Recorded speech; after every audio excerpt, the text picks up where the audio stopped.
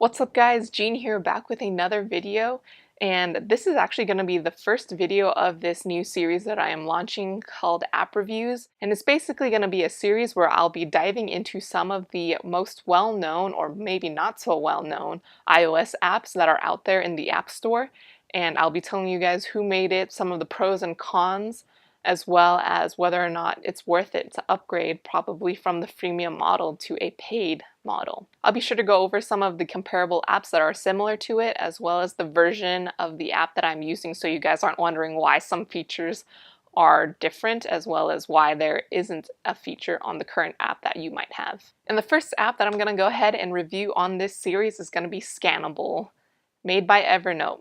And I've covered it in my 7 Essentials Productivity Apps College Edition.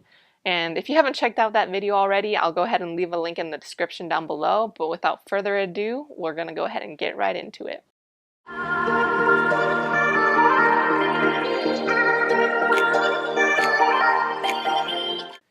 Scannable is made by Evernote, the company that makes Evernote, and I love Evernote.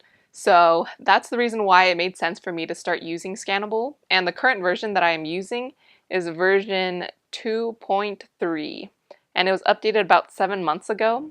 So some of the highlights that I like to point out is that it's really easy to scan and enhance some of the photos that you are taking. So whether it be a receipt or some notes that you are taking or even a post-it, it makes it easy to do all of those things.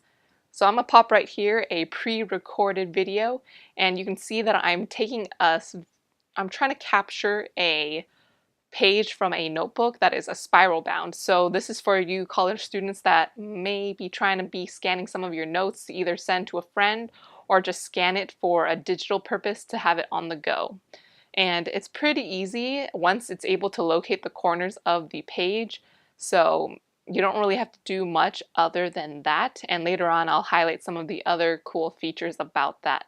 So with this, you can see that it was really easy to just delete a page just by sliding up on the page that you no longer want, and now we're gonna just go ahead and try and capture a post-it note, and you can see how easy that was. It only took a couple of seconds in comparison to the other one. Now, another nice feature is that you can choose what type of file you want to save it as, whether you want to save it as a JPEG or a PDF, and you can rename that file to whatever you want to make it more searchable in whatever platform you save it in. And when you save a file, it automatically saves it into Evernote as well as whatever platform you would like to save it into. So you can see here there's a lot of options to save this file in. And going back to that page with the search option, you can see that it's super easy just to delete, and here you can see the most recent scans that you have done up to the past 30 days, which is nice just in case for those occasions where you might not save it or send it to the email that you want, and maybe you really use Evernote that much, so you're not really able to locate wherever that file was saved. So within the past 30 days, you can still save it somewhere else by going to your recents. Now, taking a look at their settings option, you can also choose to do a manual capture, and I don't tend to really go with this manual capture option because it's not really that great. In the trial run that you see me do, you can see that it doesn't really capture the whole post-it, even though the post-it is pretty small. And it was really easy for it to be able to capture the full-length image when it was on automatic mode. So aside from the option to do automatic or manual capture, you can also choose the light settings. So whether or not you want it to be able to turn the flash on automatically on or just have it off.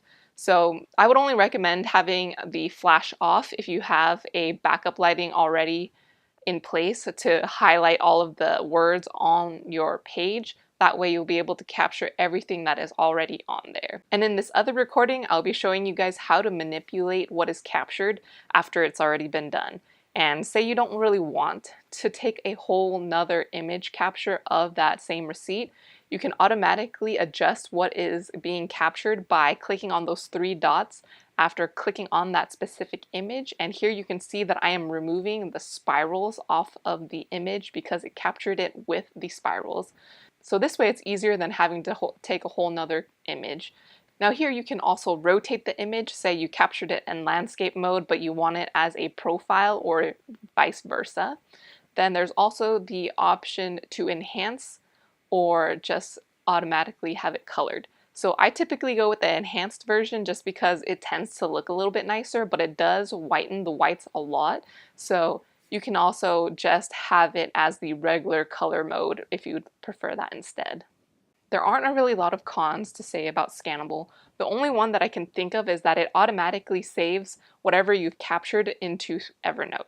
So say you're running out of space because you have the free option, then it will automatically just start saving all of those scans into Evernote. But the good thing is that you can delete them afterwards. Though if you do tend to reach your maximum limit every month, then it does become a little bit of a hassle having to go through your notes and delete them manually.